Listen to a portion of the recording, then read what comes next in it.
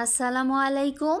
Hello everyone, welcome back to my channel. This is Marjia daily blog থেকে বলছি। কেমন আছেন সবাই? আশা করি সবাই ভালো আছেন। আমিও আল্লাহর রহমতে অনেক ভালো আছি। তো প্রতিদিনের মতো আজকেও একটি নতুন ডেইলি ব্লগ নিয়ে চলে আসলাম আপনাদের মাঝে। তো সকাল থেকেই শুরু করেছি ডেইলি ব্লগটা। তো সকালবেলা ঘুম থেকে উঠেই রীতিমতো নাস্তা করে নিলাম, একটু ফ্রুট সালাদ করে নিলাম। তারপর তো সারাদিন অনেক কাজ থাকে। আর হচ্ছে গিয়ে আমি আজকে এত জোরে জোরে কথা বলছি, তো পাশের রুম থেকে আমার ভাই আমাকে বলছিল যে কি ব্যাপার, এত জোরে জোরে কথা বলছিস কেন? তো আমি বলছি রেহান আন্টি নাকি আমার ভয়েস শুনতে পায় না, উনি আমাকে বলছে যে আরও একটু জোরে জোরে কথা বলার জন্যে, তাই আমি আজকে অনেক জোরে জোরে ভয়েস দিচ্ছি। তারপর আমার ভাই আমাকে বলতেছে একটা কাজ কর, তুই তো রেহান আন্টিকে বল একটা মাইক কিনে দিতে তোকে, তারপরে সেই মাইক দিয়ে তুই হচ্ছে গিয়া ভয়েস দিস। তোর যেই গলা, এত বড় গলায় যদি ওই আন্টি শুনতে না পায়, তাহলে একটা কাজ কর, তুই হচ্ছে গিয়া আমাদের যে এখানে মাদ্রাসাটা আছে না, ওইটার মাইক দিয়ে একটু মাইকিং কইরা তুই তোর ভয়েস দে। আর তা না হলে তুই রেহান আন্টিকে বল তোকে একটা মাইক কিনে দিতে, সেই মাইক দিয়ে তুই আজকে ভয়েসটা দিস। তো রেহান আন্টি, আজকে আপনার জন্য এত জোরে জোরে ভয়েস দিচ্ছি যে আমার পুরো বাসাকে আশেপাশে সবাই শুনছে। তো যাই হোক, সকালবেলা হচ্ছে গিয়ে তো নাস্তা করে নিলাম, তারপর নিয়ে নিলাম হচ্ছে ডিম, আবার হচ্ছে বাদাম, তারপরে হচ্ছে খেজুর, সব কিছু খাওয়া দাওয়ার পরে তো রান্নাবান্নার আয়োজন। আজকে খুব বেশি রান্নাবান্না কিছু করেনি, আজকে হচ্ছে খিচুড়ি, মাংস আর ভর্তা করেছে। তারপর তো চা খেয়ে নিলাম গরম গরম। আসলে শীতকাল মানেই চা কফি গরমকালেও ভীষণ ভালো লাগে, কিন্তু শীতকালে চায়ের মজাটাই অন্যরকম। সকাল বিকেল চা না খেলে মনে হয় একদম ভালোই লাগে না। তো প্রতিদিনই তো চা খেতে হয়, চাটা অসম্ভব ভালো লাগে শীতকালে। একদম চাটা খাওয়ার পর যে একটা গরম গরম ভাব লাগে না, ওইটা তো আমার কাছে ভীষণ ভালো লাগে। তো তারপরে নাস্তা করার পরে একটুখানি নারিকেল কুড়িয়ে নিলাম একটা। শীতকাল মানেই তো প্রচুর পিঠা খাওয়ার উৎসব। তো কি আর করা, প্রতিদিনই কম বেশি কোনো না কোনো পিঠা খাওয়া হচ্ছে। তারপরে হচ্ছে গিয়ে একটা নারিকেল নিয়ে আসছে, আর নারিকেলের এত দাম, এই নারিকেলটা 150 টাকা নিয়েছে। তো নারিকেলটা ভেঙে নিলাম, তারপর তো নারিকেলটা কুড়িয়ে নিলাম। যখন কোরানো শেষ হয়েছে তো তেলের পিঠা বানিয়েছে পুরো একটা নারিকেল দিয়ে। আর তো তেলের পিঠাটা খাওয়ার পরে হচ্ছে গিয়ে দুপুরবেলা রান্নাবান্না করে ফেলেছে মা। আজকে হচ্ছে মুরগির মাংস, গরম গরম খিচুড়ি আর 2 রকমের ভর্তা করেছে। কারণ শীতকালে তো ধনেপাতার ভর্তা খেতে খুবই ভালো লাগে, আর খিচুড়ি দিয়ে তো আমাদের বাসায় এই শীতকালে ধনেপাতার ভর্তাটা মা বানায়। তো খেয়ে নিলাম। আজকে অনেক তাড়াতাড়ি কথা বলছি, কিছু মনে করবেন না, কারণ আমি এত জোরে জোরে ভয়েস দিচ্ছি। আমি হচ্ছে গিয়ে মানে আমার সাউন্ড কমে যায় আস্তে আস্তে একটুখানি কথা বললে। তো যখন আমি অনেক জোরে জোরে কথা বলি তখন একসাথে অনেক কথা বলে ফেলি, বাট আজকেও সেম, যে একসাথে অনেক কথা বলে ফেলছি।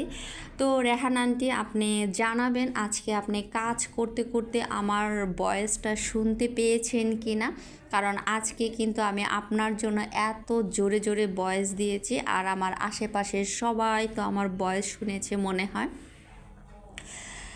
তো তারপরে হচ্ছে গিয়ে দুপুরবেলার খাওয়া দাওয়া তো সেরে নিলাম, আর পিঠাটা দুপুরের আগেই বানিয়েছিল, তো পিঠা অনেকগুলো ছিল। তারপরে তো বিকেলবেলাও পিঠা খেয়ে নিলাম। তারপর হচ্ছে খাওয়া দাওয়ার পরে আপুদের অনেক ভিডিও দেখলাম।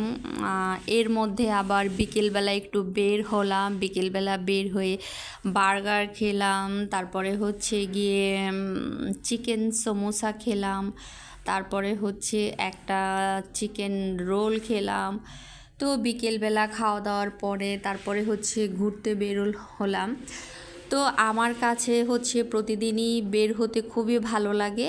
আমি আমার বন্ধুদের সাথে হুটহাট বের হয়ে যাই। আমার যখনই ইচ্ছে করে একটু কফি খাবো বা বাইরে একটু কোনো ধরনের খাবার খাবো, সেই সময় ফ্রেন্ডদের ফোন দিয়ে বের হয়ে যাই। তো আমার কাছে ভীষণ ভালো লাগে ফ্রেন্ডদের সাথে সময় কাটাতে। তারপরে হচ্ছে অনেক খুনসুটি হয়, অনেক খাওয়া দাওয়া হয়। তো আমি খাবার খেতে খেতে তো একদম শেষ হয়ে যাচ্ছি। আমার কাছে খাবার খেতে অনেক ভালো লাগে আর আমি সারাদিন প্রচুর খাবার খেয়ে থাকি। আমার মতো কে কে এত পরিমাণ খাবার খান? আমার মনে হয় না আমার মতো এত পরিমাণ খাবার কেউ খায়। তো হচ্ছে আমাদের বাসায় শীতকালে অনেক পিঠা বানায়, অনেক ধরনের পিঠা বানায়। দেখা গেছে অনেক সময় সকালবেলার নাস্তায় পিঠা থাকে বা রাতের বেলা পিঠা থাকে, অনেক সময় বিকেলবেলা পিঠা থাকে। তো শীতকাল মানে প্রচুর পিঠা বানায় আমাদের বাসায়।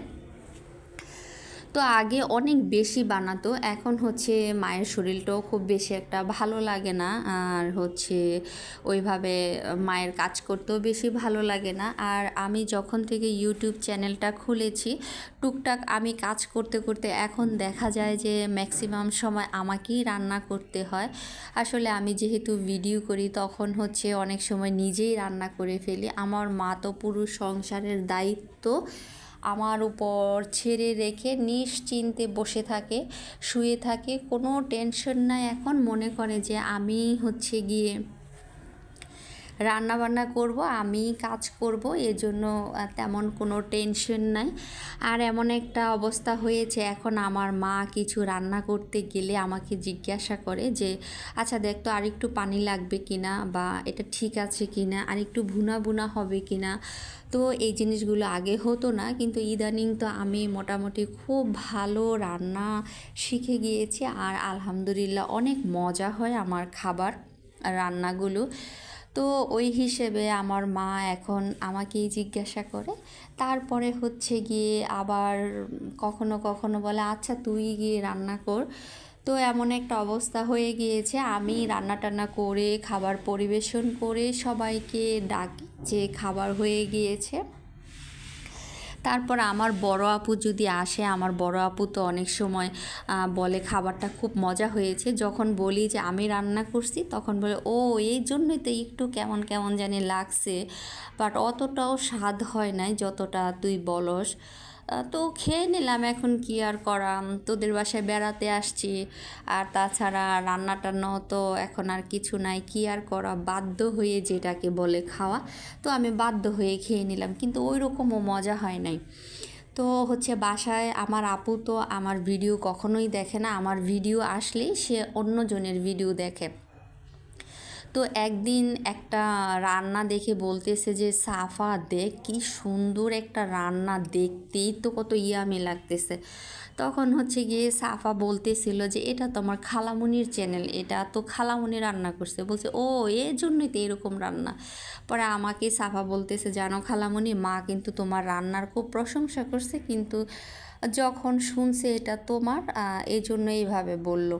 তো আমি আমার আপুকে বলি যে আপনি তো আমার ভিডিও দেখেন না, মানুষের ভিডিও সারা দিন দেখেন, বোনের ভিডিও একবার দেখলে কি হয়।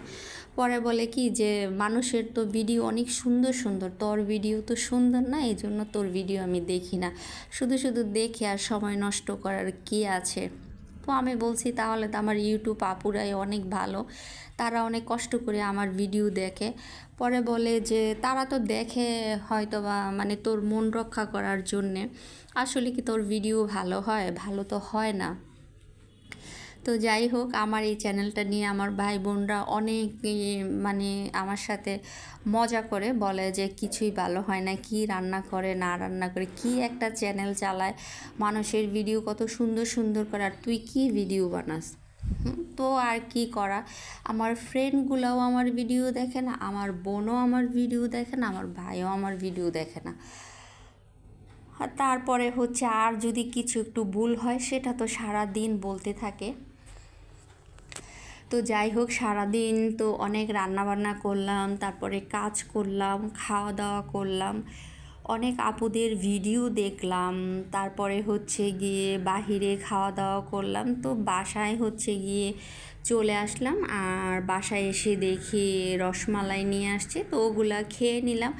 আর আমাদের আবেদ সোনা হচ্ছে মা যখন নামাজ পড়তে নেয় প্রতিদিন দেখে মাকে, তো ও একটা টুপি পরে চলে যায় নামাজ পড়তে, যায় নামাজ বিছানো থাকলেই ও নামাজ পড়ে। তো আমি আবার একটুখানি ভিডিও করে নিলাম। তো আমি যখন ভিডিও করতে নেই তখন ও আর সেইখানে দাঁড়ায় না বা সেই কাজটা করে না। তো চুপি চুপি ভিডিও করতে নেয়, মানে আমি করি।